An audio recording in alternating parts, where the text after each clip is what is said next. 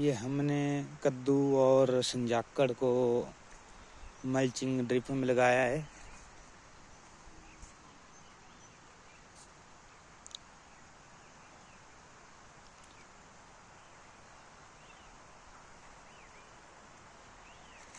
और ये वाला खेत हमने फूलगोभी लगाया है। इसमें काफ़ी बढ़वार और काफ़ी अच्छी क्वालिटी से बन रही है।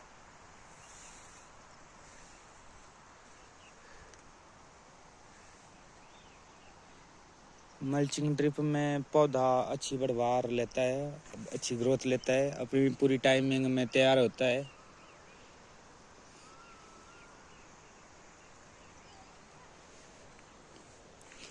और यहाँ पे धनिया था, ये हमने हार्वेस्ट कर लिया है। और यहाँ पे हमारा ये प्याज रहा।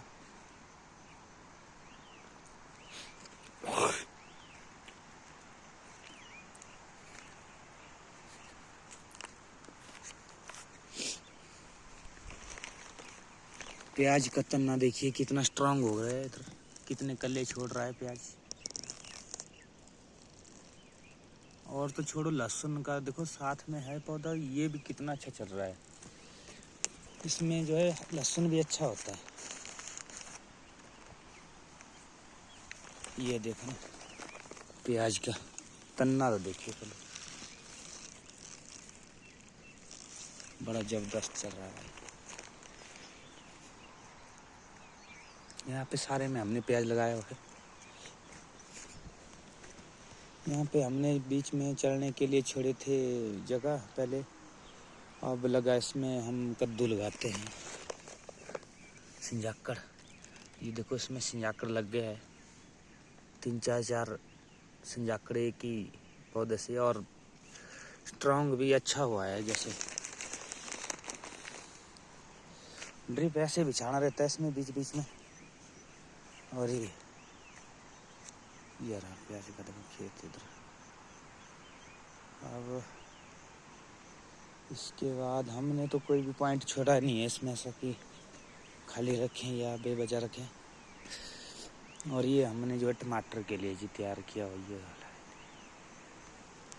है। इसमें हम टमाटर लगाए हैं, देखो ये कितना अच्छा पौधा ग्रो करा है इसमें। अभी इसमें बांस वगैरह लगाना बच गया है ना।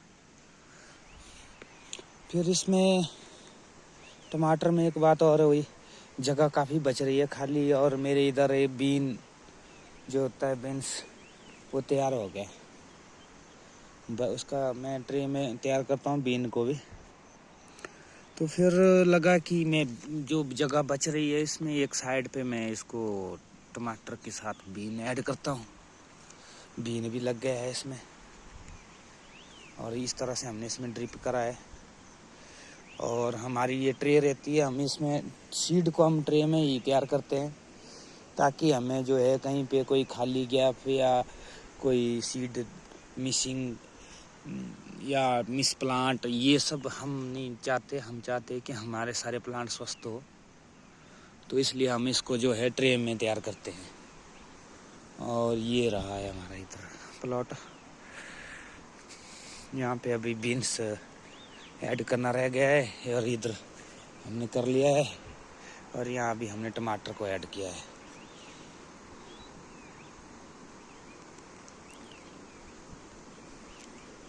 टमाटर को ऐड करने के बाद ये रहा हमारा टमाटर का प्लॉट।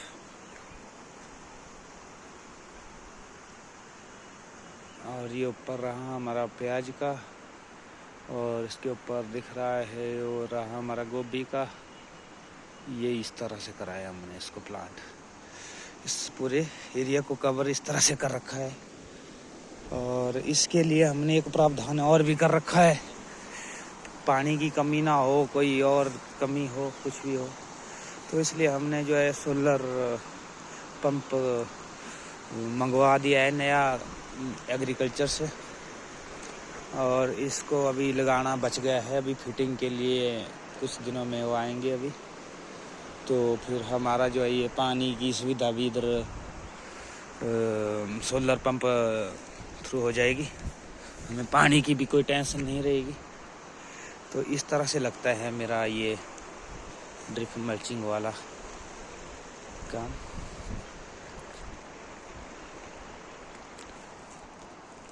ये पौधा गिर गया, देखो नीचे बीन का, ऐसे बीन हमने बोया था, ये पौधा नीचे भी रह गया है। अभी ये जड़ मिट्टी के साथ आता है, पर इसकी मिट्टी गिर गई है। ये ले, एक पौधा गिर गया था इधर, इसको लगा दे। और उसके बाद रहा हमारा खीरा का। इधर खीरा के लिए भी हमने यहाँ पे अलग से तैयारी की हुई है। अब खीरा भी हमारा प्रचंड होने वाला है, इस तरह से लगाया है। ये भी हमने ट्रे में तैयार किया था पहले। ट्रे में तैयार करने के बाद हमने फिर इसको ड्रिप मल्चिंग में ऐड कर दिया है, और इसमें अब तार बांस वाला काम स्टार्ट होगा। कई भाई बोलते हैं कि यारो आपके पास टाइम कब होता है, कैसे करते हैं आप इतना मैनेज।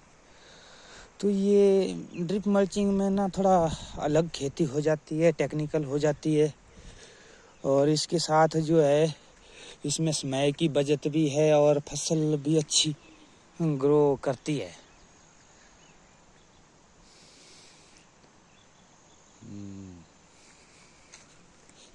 इसमें हमने ये अभी कद्दू लगाया है ना, बीच में ना मटर, पहले हमने मटर बीजा था इस खेत में, तो कुछ मटर के बीज नीचे गिर गए, वो अपने आप पैदा हो गए इसमें। अभी अच्छा मटर लगा है इसमें, मटर अच्छा लगा हुआ है इसमें। प्याज के खेत में जो है अचानक जो है बीज अपने आप। अभी मटर खाना था मैंने एक फली, ये पक गया भाई।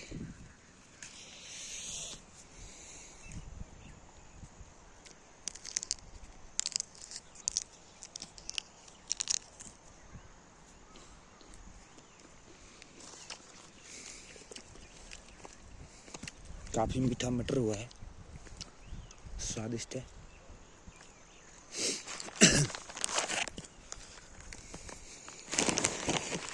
और दूसरा बोलते हैं कि इसमें आप खाद कैसे देंगे, स्प्रे कैसे देंगे, बहुत सारे अलग से क्वेश्चन उठते हैं दिमाग में।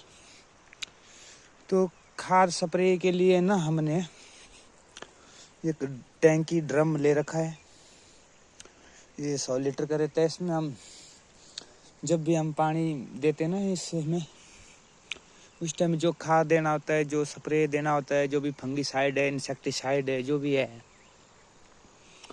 उसको हम इसके थ्रू देते हैं।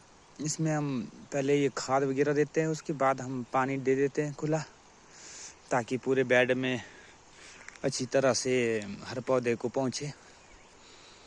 तो ये प्रोसेस हमारा जब हम सिंचाई करते हैं उसी वक्त होता ही है। सिंचाई के जस्ट हम जब भी सिंचाई करते तो हम थोड़ा जो भी न्यूट्रिशन देना होता है, ये जरूरी नहीं होता है कि हम इकट्ठा ही दे दें भी एक ही बार में। हाँ जी 100 ग्राम बोला तो 100 ग्राम दे दिया, ये सब नहीं है। 500 ml बोला तो 500 ml दे दिया, वो नहीं है। इसमें आप जब मर्जी चाहे, जब मर्जी, जितना मर्जी ये दे सकते हैं। आप हर दिन का भोजन भी पौधे को दे सकते हैं। जैसे कि मैं 100 ग्राम डोज हफ्ते की या 15 दिन की देता हूँ, तो मैं उसको 2-3 बार दे के 20-30 ग्राम से भी दे सकता हूँ। उससे क्या होता है, पौधे को जो है मतलब बढ़वार और एनर्जी लेने में ना आसान रहता है। वो अपना हर दिन का भोजन जो है ग्रहण कर लेता है अच्छी तरीके से, और पौधा अच्छा मतलब ग्रो होता है।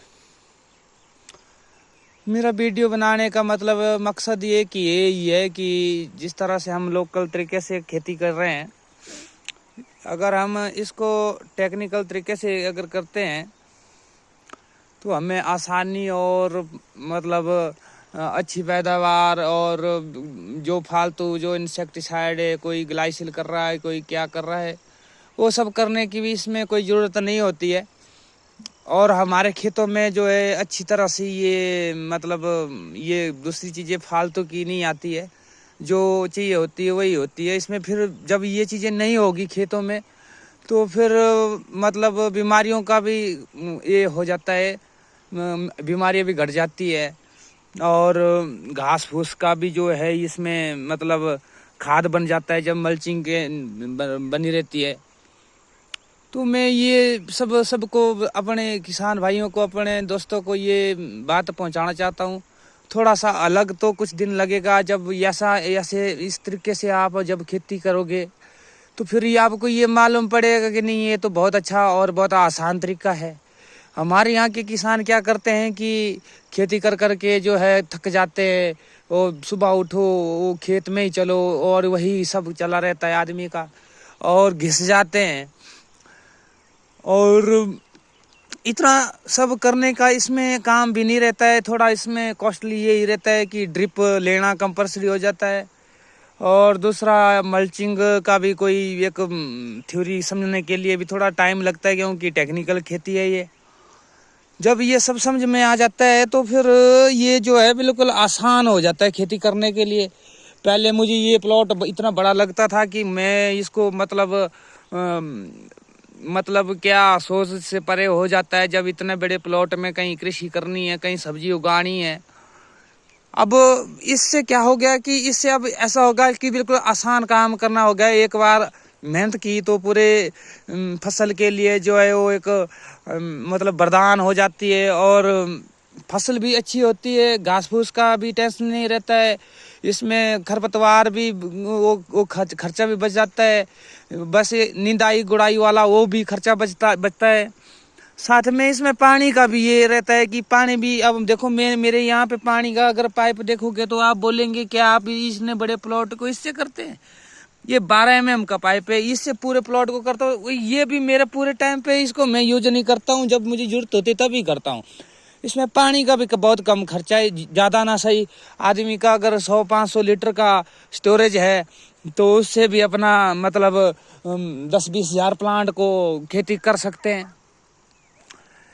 ये काफ़ी चीज़ें मुख्य है इसमें, और ये मैं किसान भाइयों को पहुंचाना चाहता हूँ अपनी ये से, क्योंकि मेरे साथ फेसबुक में भी काफ़ी जुड़े हैं, यूट्यूब के साथ भी काफ़ी जुड़ रहे हैं, और मैं चाहता हूँ जुड़ने भी चाहिए। हमारे यहाँ किसानों के पास खेत काफ़ी है, और वो जो है बहुत कठिन पुराने तरीके से खेती बाड़ी करते हैं, और बेचारे घिस जाते हैं। कई बार उनकी फसल अच्छी रेट मिल जाए तो तब किसान खुश हो जाता है।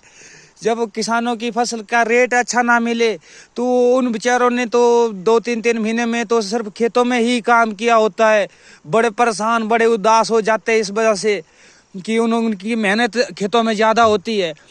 जब इस टेक्निकल तरीके से खेती करेंगे तो फिर मेहनत भी कम हो जाएगी। चलो कोई बात नहीं, कभी रेट भी नहीं मिला तो कम से कम ये एहसास तो नहीं होगा कि यार मैं ये खेती ना करूं, ये मैं तो घिस गया, मेरे तो पसीने छूट गए भाई, मैं उसके बाद मुझे फ़ायदा भी नहीं हुआ। तो ये सब सवाल इसमें काफ़ी कम हो जाते हैं। वो कम कैसे होते हैं? क्योंकि एक तो इसमें ये ना होना, फसल का ना होना, या प्लांट का मिसिंग होना, या काफ़ी कीट वगैरह वो का हमला होना, ये सब चीज़ें जो है बहुत कम हो जाती है यहाँ। देखो ये भी एक एग्जाम्पल है इसकी, इस पौधे के साथ, इस गोभी के पौधे के साथ ना, देखना ढंग से,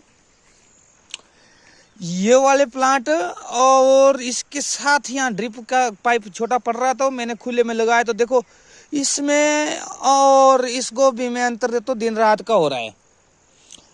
तो ये सब चीज़ मैं सबको पहुंचाना और एक समझाना चाहता हूँ। एक दूसरी बात ये है, किसी देखा देखी में तो कोई काम नहीं होता है, जानकारी होनी जरूरी है।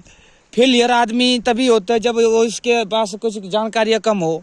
खाद का भी, स्प्रे का भी, हर चीज़ का एक शेड्यूल होता है। कौन, अब मान लीजिए बकरी पत्ते खाती है, घास खाती है, तो अब कुत्ता थोड़ी नहीं खाएगा घास, हो तो अपने मतलब शाकाहारी कोई ऐसे है वैसे है, तो उनको उस तरह से न्यूट्रिशन भी देना उसी वक्त उसी तरह से देना पड़ता है, खाद भी उसी तरह से देना पड़ता है, और प्लांटेशन भी उसी तरीके से करना पड़ता है। अगर प्लांटेशन करते वक्त भी अगर आप कोई गलती करते हैं तो वो भी, ये सब चीज़ें रहती हैं।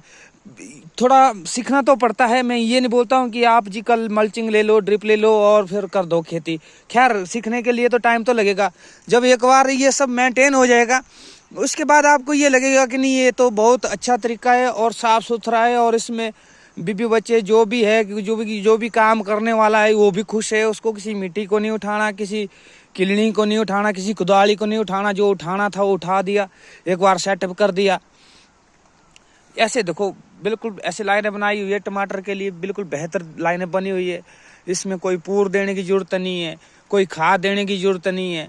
अब इसमें कोई कुछ भी बस निंदाई थोड़ा बहुत कुछ हो है, घास फूस वो समझो बाकी, और इसमें कोई घास नहीं पड़ेगी। बस इसमें से ये बड़ा अच्छा रहता है। तो दोस्तों आज का ये इतना ही, ज़्यादा लंबा क्यों बढ़ाएं, इतना ही है। अगर अच्छा लगा हो तो ज़रूर हमें कमेंट करें, शेयर करें, लाइक भी करें, सब्सक्राइब भी करें। तभी कुछ ये लगेगा कि नहीं हम जो है बार बार किसानों को ये चीज़ पहुंचाते रहेंगे। तो इसलिए आपका ये शेयर करना और लाइक करना, सब्सक्राइब करना मेरे लिए बहुत अहम रखता है। तो कृपया आप हमारे साथ जुड़ने के लिए हमारे चैनल को सब्सक्राइब कर दे, लाइक कर दे। अगर कहीं पे भी किसी प्रकार की कोई कमी, कोई भी जानकारी चाहिए तो आप कमेंट भी कर सकते हैं, और मेरा कॉन्टैक्ट नंबर उस पर आप बात भी कर सकते हैं। कहीं मैं दूर का भी नहीं हूँ, मैं यहीं जूनी वैली शाला 50 से हूँ, सभी जानते हैं। तो संपर्क भी कर सकते हैं, खेत में आके देख भी सकते हैं कि नहीं कैसा काम हुआ है, काम अच्छा हुआ है, इसमें कोई फ़ायदा होने के चांसेस भी है। ये सब चीज़ें मैं किसानों को पहुंचाना चाहता हूं, क्योंकि यहाँ के किसान बहुत मेहनत करते हैं। उसके पश्चात कई बारी अब इसमें बारिश का भी एक ये चीज़ मैंने ये देखा। अब देखो अब कईयों का हो जाता है ऐसे कि जब बारिश ओवर वाटरिंग हो जाएगी तो पौधा मर जाएगा, उसकी जड़ों में गलन सड़न कोई रोग लग जाएगा। तो इसमें बारिश का भी प्रोटेक्शन रहता है, जितना हम इसमें पानी देंगे वही जाएगा, बाकी जो बारिश का पानी वो बाहर से निकल जाएगा। ये सब काफ़ी बातें जब यूज करेंगे आप तो पता चलेगी आपको खुद की नहीं ये तो है बस फायदे की बात है। तो इसी के साथ अब हम इस बात को यहीं पे क्लोज करते हैं, इस कहानी को। और सहयोग देने के लिए धन्यवाद।